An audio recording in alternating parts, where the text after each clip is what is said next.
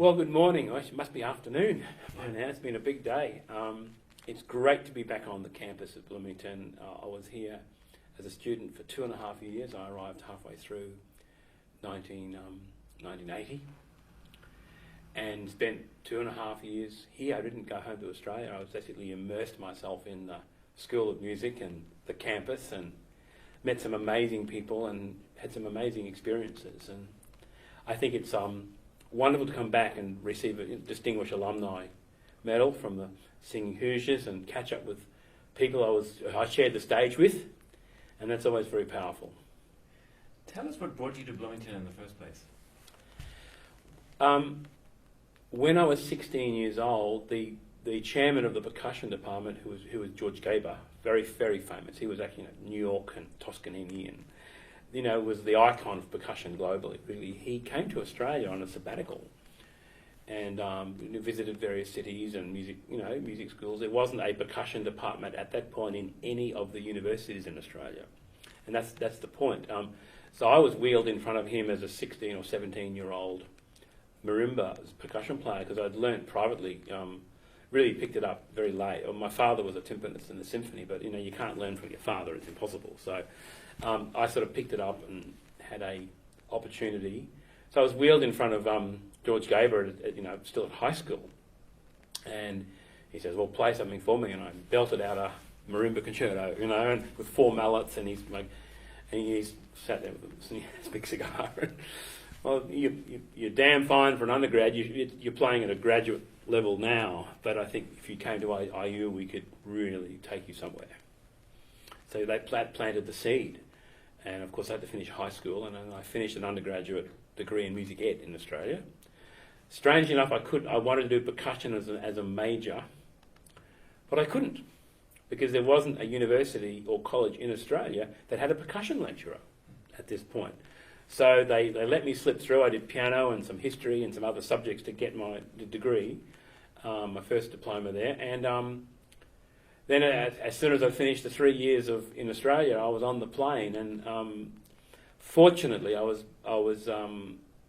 the chancellor of the college that I went to in music education wrote to the Australian Council, Australian government, and said that we don't know what to do with Robert because there's no one in Australia who could teach him. He's 18 years old, and there's no one who can teach him. So he wrote a case to the government that the only way we can advance this young artist was to get him to somewhere exceptional.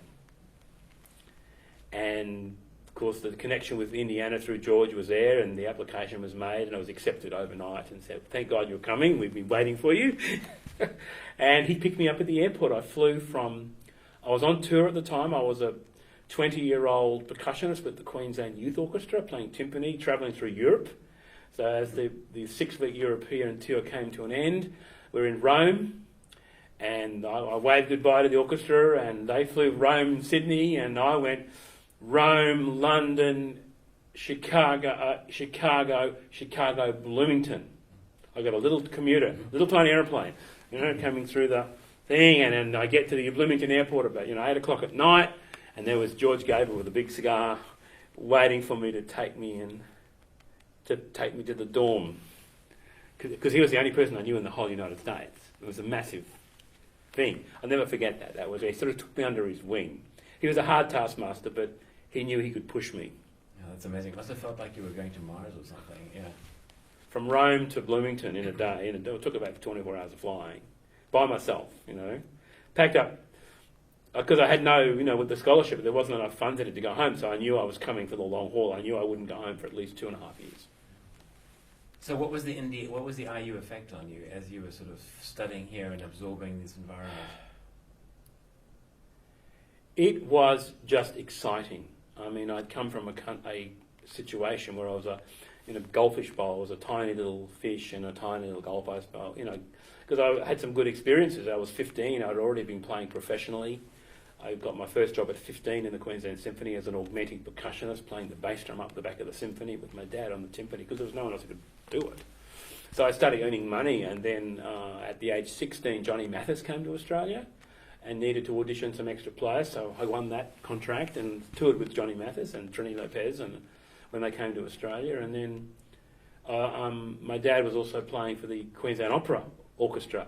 So I was still at high school, and I remember they were doing Carmen, and I would finish high school at 3 o'clock in the afternoon, come home, put on a set of tails, and catch the train to the city to be in the pit for Carmen to play the timpani book.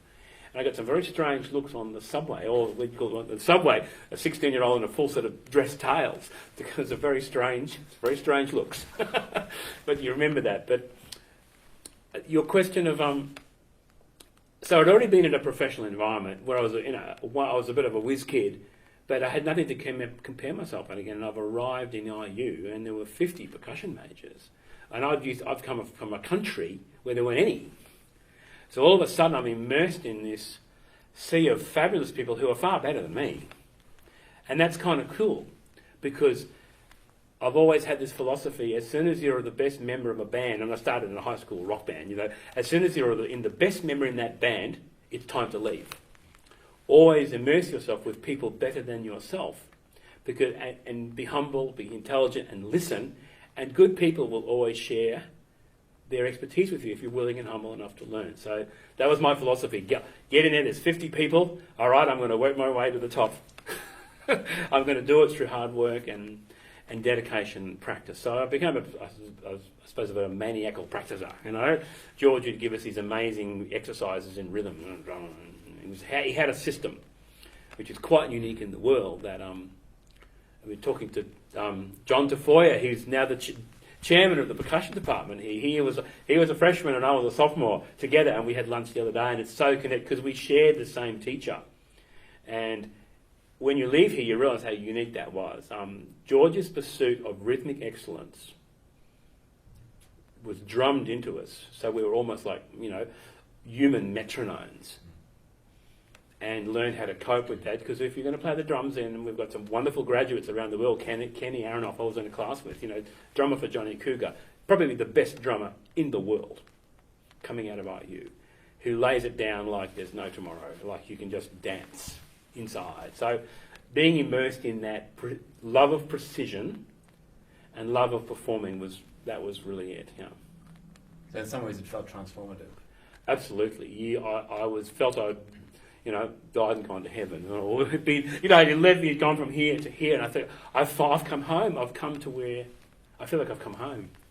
Yeah, because these are the years that formed me. And also, I mean, the person that you are, highly inventive, very innovative, very, very. You tend to love to explore things that are around you in a very sort of. Yeah, I love listening, and I love to see opportunities, and I suppose I'm a bit of an innate showman. I like to be part of making people smile. And wouldn't it be great if I could use my musical ability and my theatrical love and my love of theatre to have a career where I'd be constantly making people laugh or applaud, so whether it's an opera or a ballet or a musical or a recital, where people were saying, "That's great, I'm going to pay you to do that because you're so good." And then I can have a living, I can actually craft a career. Okay. I think the thing that I spent the first year in the dormitory, and I was the only music major on the floor. It was a freshman dorm, and they're all 18-year-old kids from no place, Indiana, whatever. and I'm this international Australian, and the only Australian for like 20 miles, at that time. And I just got to knock about with salt of the earth Midwestern boys who were music, business school majors and chemistry majors and pre-med majors, and formed some very good friendships and fitted in. And I think one of the first things that came up was there was an on-campus competition called IU Sing, where all the fraternities and dorms would compete in the auditorium. They'd get 7 minutes to sing and dance and do the best they could. And there was a big prize. It was very prestigious, and it was like a big thing. It was like auditions and heats and finals. It was like a Rock of Stedford, we'd call it now. So I saw on the notice board that the Wilkie dorm was going to be entering, and I'm the only music major for Cooey. So can I help? So I ended up, organising a band and piano and stuff, and we actually came second in the very first year in that. And I said, right, next year I'm going to win it. So I did. So we entered an IU Sing team as of the following year. We won IU Sing with a little musical that I composed. But in answer to your question, the experience of being immersed in an academic environment that was both musical, business, people in the arts, people who just love theatre, love entertaining, cross-pollinisation. That was where the joy was, because it was 24/7.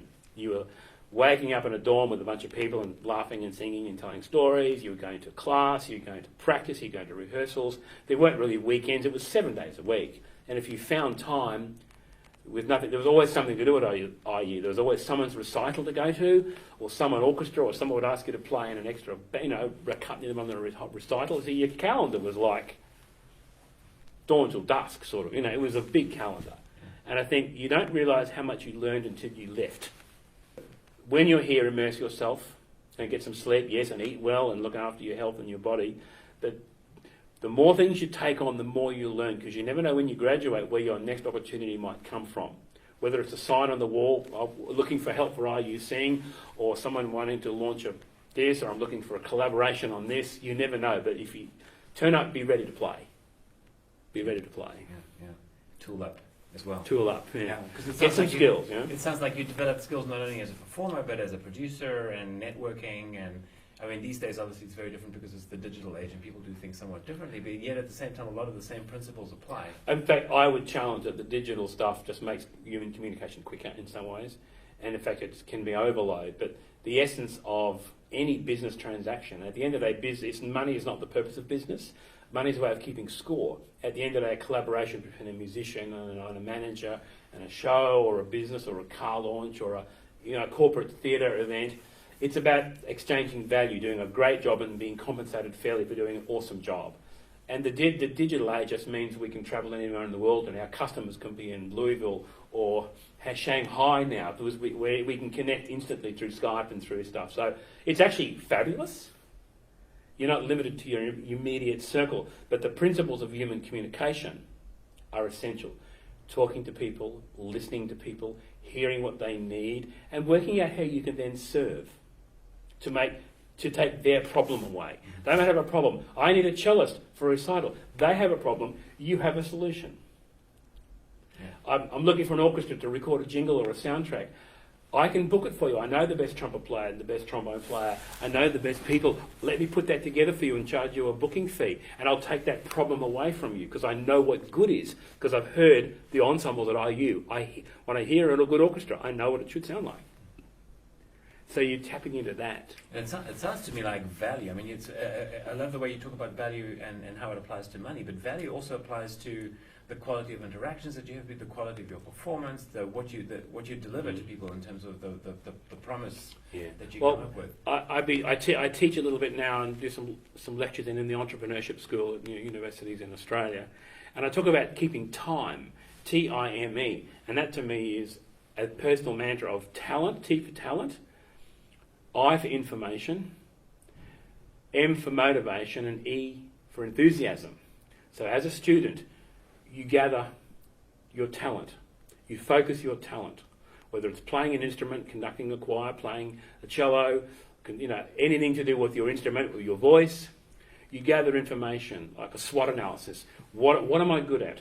Who's better than me? What does that job pay? Where is the market? Who would hire me as a flute player? Who would hire me as an arranger? Who would hire me to conduct a big band? Or do I start my own? Motivation is surrounding yourself with people, like-minded people. And it's the golden rule. Now, I saw people here. I wasn't the most talented person here. And there are far better drummers than me, but I think I ended up coming third in the course in my year out of a couple of hundred people. And there were people far more talented than me, but some really fabulous musicians here. They didn't get out of bed till midday, and they misslept through classes, and they were probably doing things they shouldn't be doing in universities. And they tend to fade away in life, and they amazingly talented, but didn't have the focus. And I think, so to me, success in life and in business and in music is a combination of talent and persistence and focus. That's really amazing. And let's switch gears a little bit. So you were here, you talk a little bit about your experiences with the Singing Hoosiers, because it was so sort of key to your identity and the formation of your life.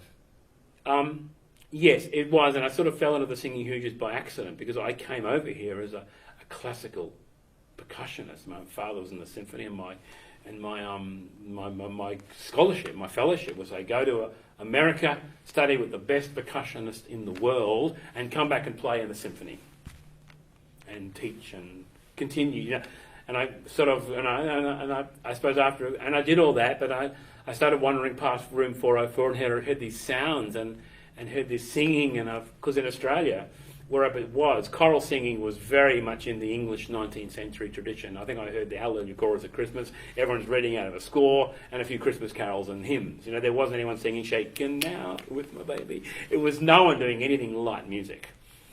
You know, in that sort of sphere, it was all a bit new. So, and I'd always loved the theatre. My father, who was the timpanist in the orchestra, also was played in jazz bands and big bands, and he would take me as a boy, as a 12-year-old. He played for some of the amateur musical societies, doing Mikados and HMS Pinafores and Gilbert and Sullivan's. So he used to take me, and I'd sit in the orchestra pit next to him as a boy, looking up at the stage, hearing the singing and the dancing and the costumes and the colour, and hearing how this orchestra was supporting that singing and theatre, and hearing the applause of thousands of people going. It sort of said, well, hang on, there's possibly more than just playing an instrument. So I walk past 404 and I'm hearing this, but I remembered some popular music and stuff, and I had the opportunity. I was asked to sit in. Well, you come in and play drums, sit down and play drum set with the Singing Hoosiers for a sit-in one day, and I thought it was, I died and gone to heaven because I'm hearing 8-part harmony because my ears are going, wow, it's goosebumps. And the drums and the bass and the beautiful piano playing and ensemblism and sensitivity and style and poetry. It brought it all together for me, and the entertaining and the audiences. And so to me, it said to me, look, music is fabulous, but knowing all genres and singers and actors and musicians, then we must work together, because essentially we're all in the entertainment dollar. And the idea of, putting us into, I'm only a classical violinist, and I only play Baroque flute, and I only play Baroque trumpet, or I only play saxophone after midnight. If you're going to make a living as a musician, you've really got to know a bit about everything, but enough to do things well, work out where you shine, but work out how you play with other people. And that would be my advice to people. Learn every style you can, and if it's not your thing, that's fine, but one day you may be paid a lot of money to do that. So be ready, have the knowledge. Mm-hmm. And so you find your way into this incredible community which you've stayed with for all these years in some ways. I suppose that the whole thing about the Singing Hoosiers was we toured. We went to Washington DC. I learned about I went to West Virginia, and I was on the back of a tour bus, and you learned about the human aspect of being on the road, and having to spend 20 hours to get somewhere, to get off a bus, put on a tuxedo, and do a 20-minute show or a half-hour show in a high school, and get back on the bus and drive for another 8 hours.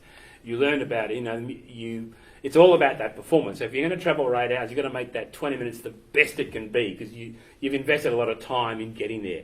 So you've got to get fed, you've got to get someone to sleep, you've got to make sure that people are happy. So it's a bit about man management, HR as well. You've got to keep the band happy, and you've got to make sure that they're going into a comfy environment, so the audience you're at their best. So that was a lot of lessons from that as well. Incredible. So basically, you went back to Australia. You finished up with IU. Yeah, I left IU, and I said, the money ran out, my scholarship ran out, and I didn't have a visa to work here.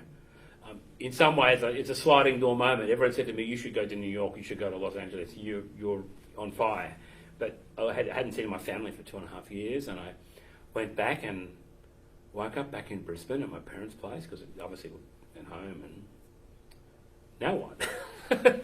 And I started dabbling a little bit. The symphony would call up, and casual work here, and then the odd opera or ballet, wanted a percussion player, and that was. But I've been already doing that for 7 or 8 years. That wasn't. I was going back to what I was doing before I went. And I said, well, wasn't that exciting? And then one day I had a phone call from the director of the Queensland Conservatorium, which is like the Jacob School. It is the music education, music conservatory for my state of Queensland. And the word he got, he was an Englishman. He said, Dr. Roy Wales, and he said, young Robert, Robert, Mr. Klein, I hear you've just graduated from Indiana University. The word got out that there was a 22-year-old percussionist with a degree in from George Gaber, studying with IU and George Gaber. Will you come in and see me?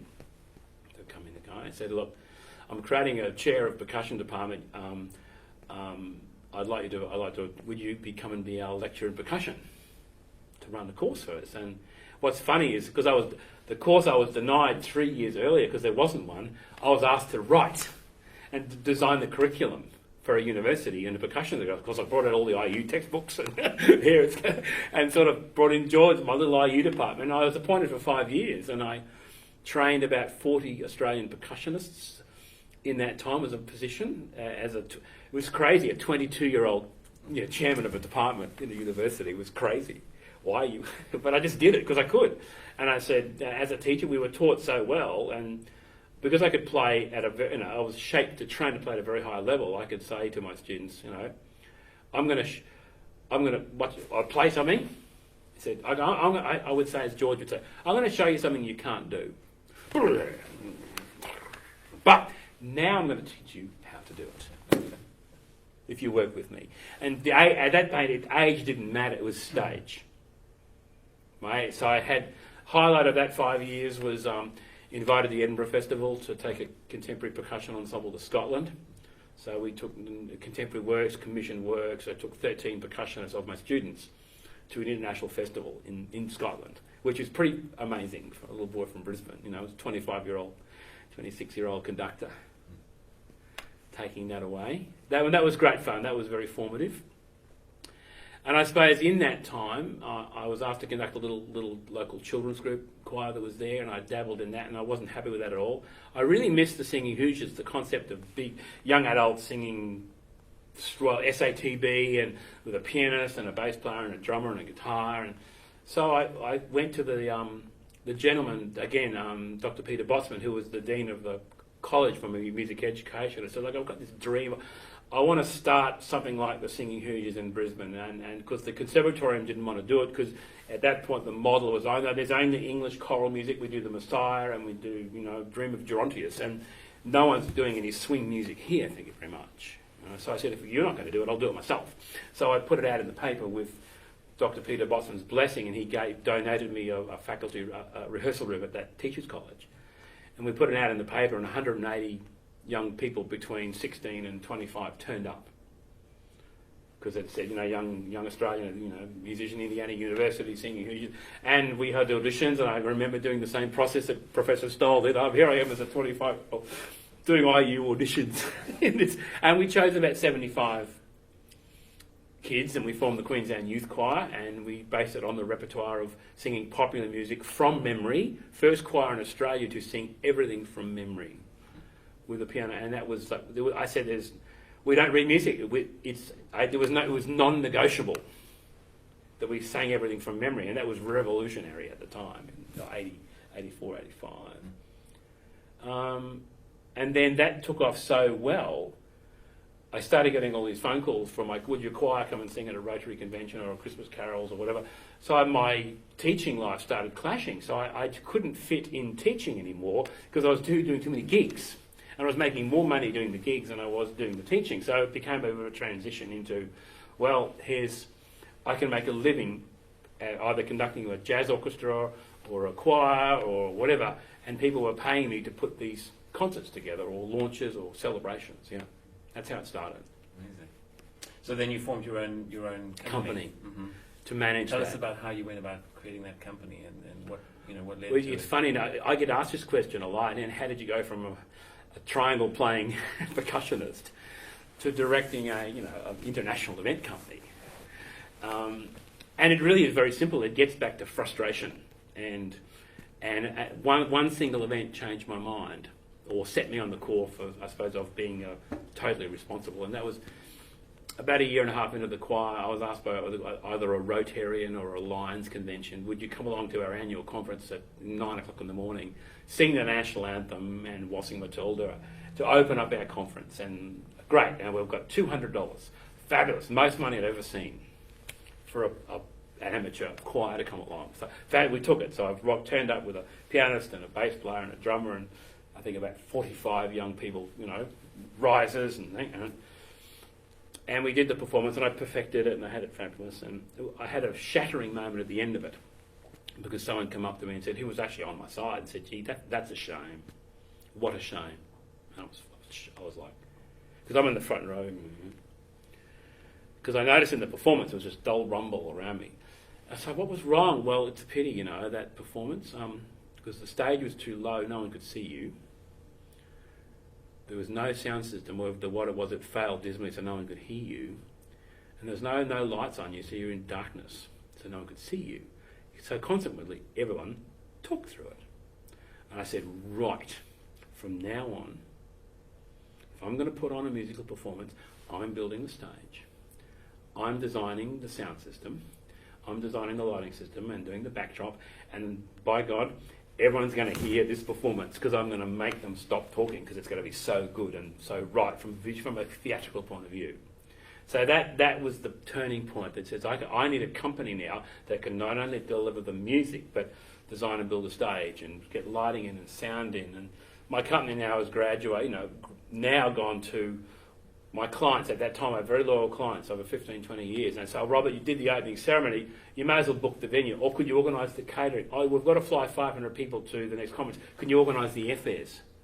Or can you organise the registration? And my last big event in Shanghai was, oh, Robert, we want to have a big conference, we don't know how to pay for it.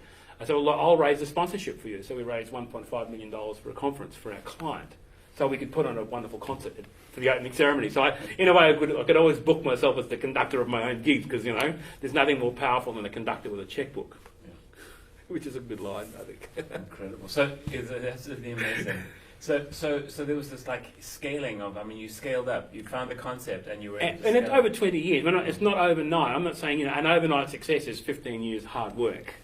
Mm-hmm. You know what I mean? Like, but I suppose it gets back to George Gaber and the IU School of Music. It's about pursuit of excellence, taking care of business, turning up in the right costume, the right, you know, prepared, memorised. So when you go in and you can deliver your craft, people pay attention.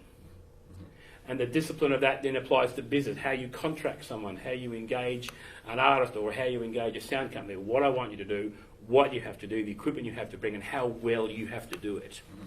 It's the same message from a conductor. I suppose I started out as a conductor, but now I was conducting lighting companies and sound companies and travel professionals and accommodation and chefs. My last big conference, I ran an international chefs conference for 400 chefs in Shanghai, and we brought out Charlie Trotter from Chicago, famous American chef. But I put him in a singing Hoosiers hat, and we did a little song and dance routine about, you know, using the music to chorus line, and he put on the sparkly suit and did all that because it was like the people loved it because we had the essence of what I learned in the Jacobs School for a corporate event. It was a multi-billion-dollar event, but that's the event they remember. That's the moment they remember where music and joy was brought to the conference. Yeah. So switching now into you know where we are 2015, okay, 2015, yeah. The world of music is sort of splintering, colliding, fusing. There are just so many things that are going on in the world of music. Yeah. What do you think, first of all, where do you think sort of the most exciting parts of music entrepreneurship are these days? The most exciting thing is through the advent of technology and the internet, every artist who has something to say now has a global market. You're not limited to go through in terms of getting things out or whatever. So that on the other side, there's so much noise in the internet. You know, people that how do you find a voice? And you know, the extremes are music essentially is a two-way thing. It's people listening, people performing, and sharing that two-way experience. So I don't ever think live music will ever go away ever because it's the essence of human resonance. I think the challenge is, I think there'll be like anything, there's a pendulum. It'll go so far, then people will come back and come the other way. I think that the internet is here to stay. I can't see it being shut down anytime soon. But so I think, you know, the art, you know, composers and writers have had to evolve since time began, and the market changes. You know, Beethoven's concerts used to go for 8 hours. Because that's what you did. There was nowhere else there that was lit by candles, and that was it. It was the full day to go to a concert. Now the attention span of young people, unless you get their attention in 7 seconds on Facebook, they're moving to another page. So there are some challenges with the attention span of people with the internet, and I think that it's working with technology. If it shouldn't be the enemy, it should be the friend. But we need to preserve some values of excellence in whatever we do. And it seems that, you know, you're, in a sense, you're the prototype of a contemporary musician, in the sense that you recognize opportunity, you learn that a lot of different skills, both intra-musical and extra-musical skills, and you conceive of the solutions and you bring value to those solutions in terms of your own personal motivation, creativity. So, and I, you know, and I'll just say, I mean, I think that a lot of musicians these days could learn a lot from that, because in a sense, that is where the world of music is going, where individuals in the profession have to be much more self-actualized. They have to be much more dedicated to their own career path rather than just getting a job. I would strongly suggest to any aspiring musician or artist, or think of yourself as a business now, and your product is whether you sing or you play the cello or the piano or whatever.